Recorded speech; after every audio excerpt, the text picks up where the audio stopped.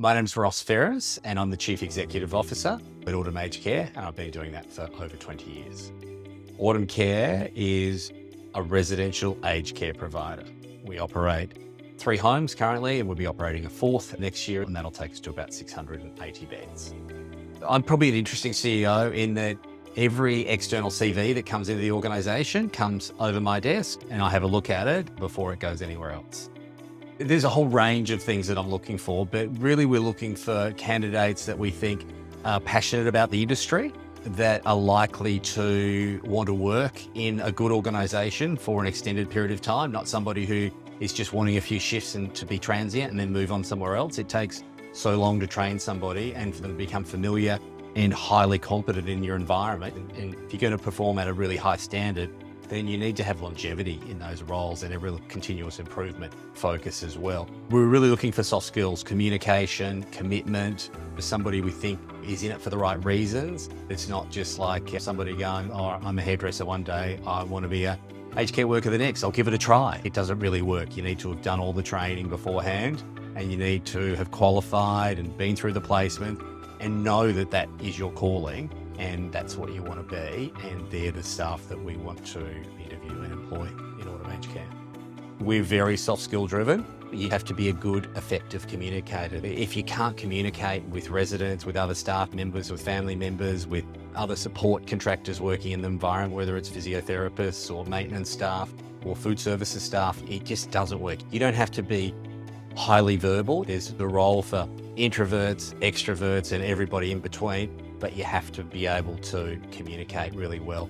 You definitely need to have that calling, that care factor, that empathy, that compassion, that real tugging at the heartstrings to provide residents with good care and to go the extra mile. This is the last chapter in most residents' lives. Some residents are non-verbal and some residents got cognitive decline issues, and it's your job to listen to them, be aware and be perceptive, to understand what the resident's looking for, what their needs are, and find a way to communicate with them effectively. I think honesty is really important.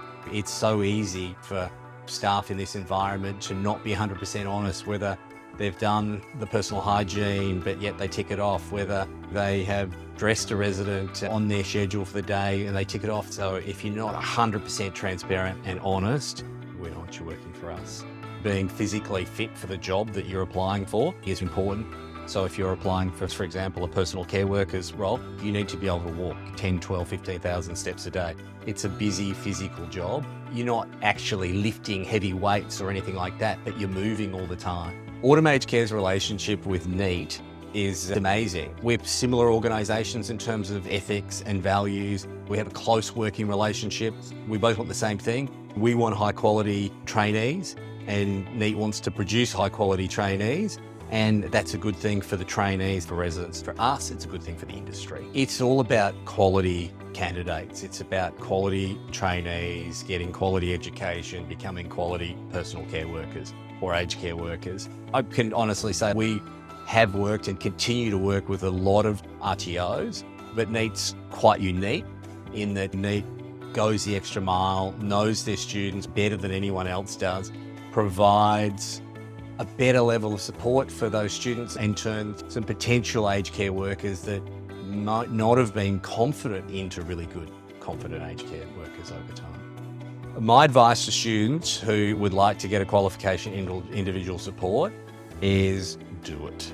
The industry needs you, but be aware you can go and do an online course and not be as ready as doing your qualification through a really high quality RTO like NIET, where you get lots of personal support and direction and you're put on the right track as opposed to maybe finding your way in the wrong place after your qualification. Do it with a high quality organisation, because your job prospects are going to be enhanced by doing that as well. And you'll be a better carer and have a longer term career in the industry.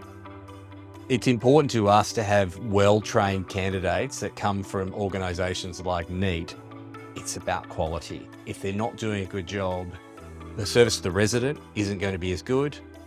There'll be implications from a care and a quality and a complaint and a job satisfaction perspective. So it's about good quality, and organisations like NIET are synonymous with delivering good quality.